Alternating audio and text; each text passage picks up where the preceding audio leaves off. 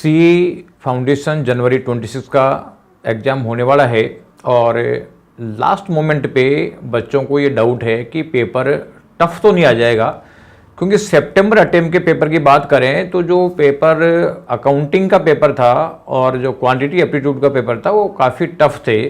हालांकि दोनों subject students के पढ़े हुए होते हैं और मान लीजिए क्वांटिटी एप्टीट्यूड भी कई बच्चों के पास नहीं होता तो आपका अकाउंटिंग तो पढ़ा हुआ होता ही होता है। तो दोनों पेपर टफ थे। बच्चों में डाउट है कि क्या मालूम इस बार ही आ गया तो क्या होगा, क्योंकि बहुत सारे बच्चे रिपीट भी कर रहे हैं। तो क्या पेपर वास्तव में टफ आने वाला है?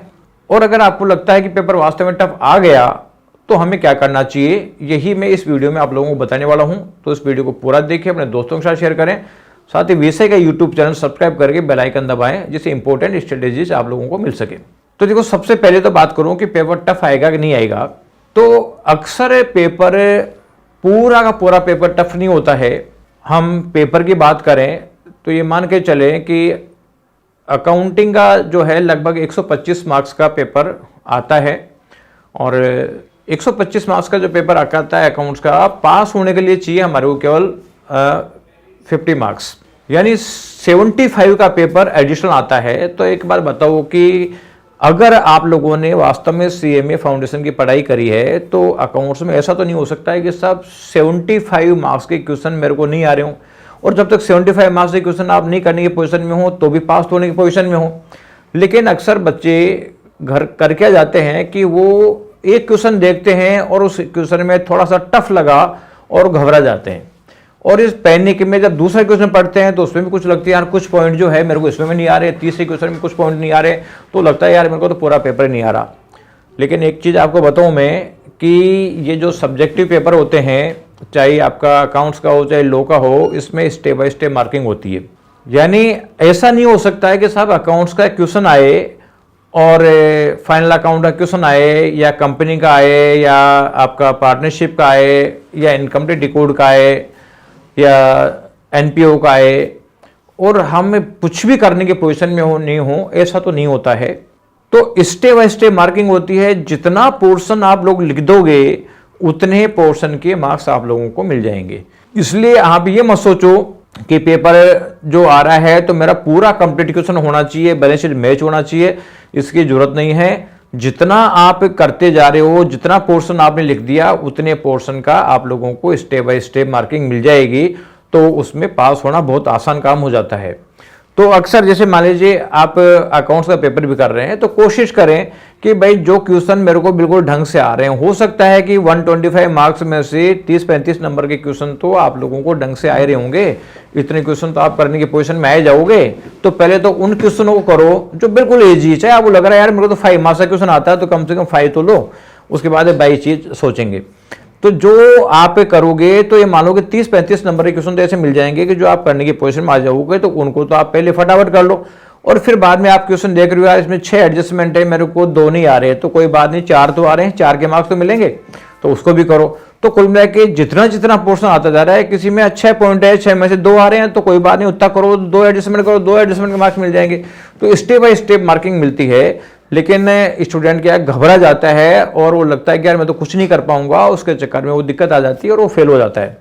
तो आपको बिल्कुल भी घबराने की जरूरत नहीं है। इसका एक ही मंत्र है पास होने का कि जो क्वेश्चन पूरे आ रहे हैं उसको तो फटाफट कर लो और बाकी क्वेश्चंस में जितना जितना आता जा रहा है उतना आप करते चलो।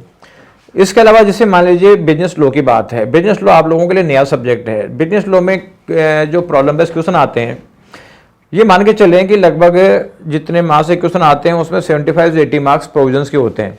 अगर आपको लग रहा है कि यार मैं इसका केस स्टडी कैसे सोल्व करूंगा, कैसे नहीं करूंगा, कोई पता नहीं है, तो देखो आप लोग तो एक काम कर सकते हो कि आप देखोगे यार ये प्रॉब्लम किस चैप्टर में से है, कौन से प्रोविजन में से है, उस प्रोविजन के डिटेल लिख दो। यानी वो प्रोविजन क्या है, उसकी क्या कंडीशन है, उसका कोई एक्सेप्शन है या प्रोविजो है, उसके कंसिक्वेंसेज क्या है, ये आप लिख दोगे। उसके बाद में आप रीजन भी लिख सकते हो।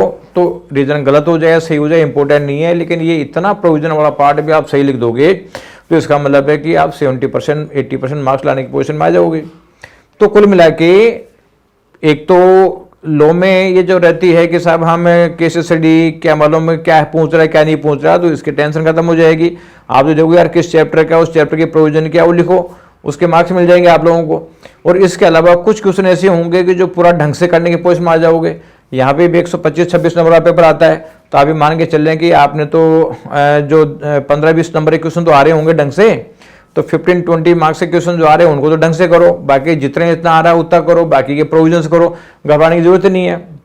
अब क्वांटिटी एप्टीट्यूड है, क्वांटिटी एप्टीट्यूड में देखो आपका रीजनिंग पोर्शन बिल्कुल ईजी होता है, 20 नंबर के क्वेश्चन होते हैं। मैथ स्टेट्स के बहुत सारे चैप्टर हैं, बिल्कुल छोटे छोटे चैप्टर होते हैं, वो काफ़ी ईजी होते हैं। यानी ये मान लो कि मैंने देखा कि 60 मार्क्स तक के क्वेश्चंस तो ऐसे होते हैं कि जो स्टूडेंट करने की पोजीशन में आ जाते हैं, लेकिन पता चलता है कि यार वो क्वेश्चन नंबर 1 देखता है टफ है दिक्कत आ गई, सेकंड देखता है टफ है दिक्कत आ गई, थर्ड देखता है टफ है दिक्कत आ गई, तो वो पता चलता है कि 2-4 क्वेश्चन देके टफ लगे तो वो आगे बढ़ने की हिम्मत नहीं कर पाता। अगर वो 100 क्वेश्चन देखोगे तो इसको कम से कम 50 क्वेश्चन तो ऐसे मिल जाएंगे जिसको वो इजीली करने की पोजीशन में होता है। लेकिन ये आप लोगों को हिम्मत रखनी पड़ेगी कि हम क्वेश्चन स्किप करके आगे बढ़ते रहें, क्योंकि स्किप करके आगे बढ़ते जाओगे तो कहीं ना कहीं इजी क्वेश्चन मिलते जाएंगे, और इजी क्वेश्चन मिलते जाएंगे तो आप लोग करने की पोजीशन में आ जाओगे। और इसके बाद में जो अल्टीमेटली जो इकोनॉमिक्स है, ये इकोनॉमिक्स में भी आपको थ्योरी पढ़ोगे तो ये मान लो 50 नंबर तो लाने की पोजीशन में इजीली नॉर्मली स्टूडेंट आ जाता है। तो ये पेपर टफ के चक्कर में आपको डरने की कोई जरूरत नहीं है। कभी भी मैंने देखा कि जिसको बच्चे बहुत ज्यादा टफ बोलते हैं, कभी ऐसा पेपर नहीं हुआ कि बच्चे पास होने की पोजीशन में नहीं हो। बस एक ही चीज की प्रॉब्लम आती है कि वो देख के ही डर जाते हैं कि यार ये पेपर मेरे से होगा कि नहीं होगा, और इस पैनिक में उसको जो आते हुए क्वेश्चन है वो भी गलत हो जाते हैं, इसकी वजह से वो पास नहीं हो पाता। तो आप लोगों को ये डरने की जरूरत नहीं है। जितना आपको लगता है कि हाँ यार ये पार्ट कर सकता हूँ, पूरा क्वेश्चन आ रहा है पूरा कर सकता हूँ, आधा आ रहा तो आधा कर सकता हूँ, चौथा आ रहा तो चौथा ही कर सकता हूँ, तो आपको रेस्पेक्टिव मार्क्स मिलते जाएंगे और पास होने की पोजीशन में आ जाओगे। इसलिए घबराने की कोई जरूरत नहीं है। कितना भी टफ पेपर आए, ये मान लो कि उसमें जो है कुछ कमजोर कड़ियाँ जरूर होती है जिसके बेसिस पे आप मार्क ला सकते हो, तो कमजोर कड़ियाँ ढूंढो और उसके बेसिस पे मार्क लाओ, और कोई घबराने की जरूरत नहीं है। पॉजिटिव के एग्जाम दो, जो पेपर कितना भी टफ हुआ आपको तो कम से कम इजी लगेगा। अगर आपको उसको हैंडल करने का तरीका सीख लिया और पेशेंस आपने रख लिया तो आपको तो फिर इजी लगेगा। Thank you.